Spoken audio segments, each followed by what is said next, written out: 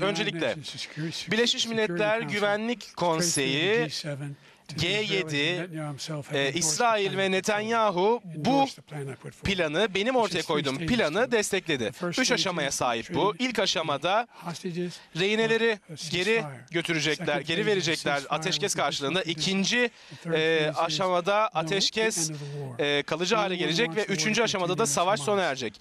Hamas'la savaşın devam etmesi istenmiyor. Biz hala bu konuda Hamas'ı itiyoruz bunu kabul etmesi için. Ve yaşanan şey şu: İsrail'in reddettiği tek şey 2000 poundluk bombaları kullanması. Onlara vermiyoruz artık bunları. Ki ben de dünyayı İran'a karşı organize eden kişi de benim. Balistik füzelerle İsrail'e saldırdığı zaman kimse zarar görmedi. Kimse yanlışlıkla kazara öldürülmedi ve her şey sona erdi. İsrail'i kurtardık. Çünkü biz İsrail'e en çok desteği üreten ülkeyiz. Bunlar iki ayrı şeyler.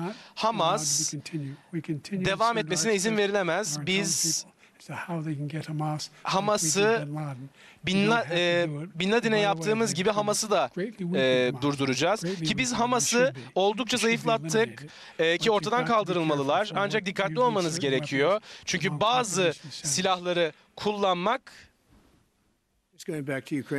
Ukrayna'ya geri dönersek, bizim aramızda bir okyanus var. Avrupalı ülkeler birlikte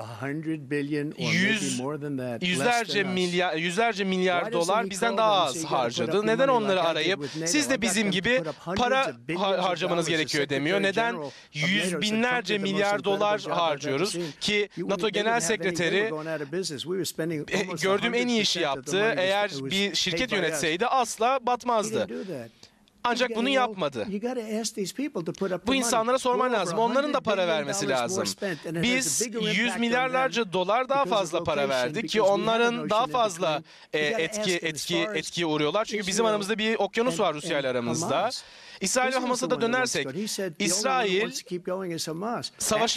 de savaşa devam etmek istiyor. Hatta İsrail savaşa devam etmek istiyor ki biz de buna izin vermeliyiz. O Filistinlilere yaranmaya çalışıyor ancak o zayıf bir Filistinli. O Filistinler de sevmiyor onu. Sayın Biden, sizin bir dakikanız var. Ben bu kadar aptallık duymadım. Bu adam NATO'dan ayrılmak istiyor. NATO'dan ayrılmak istiyor.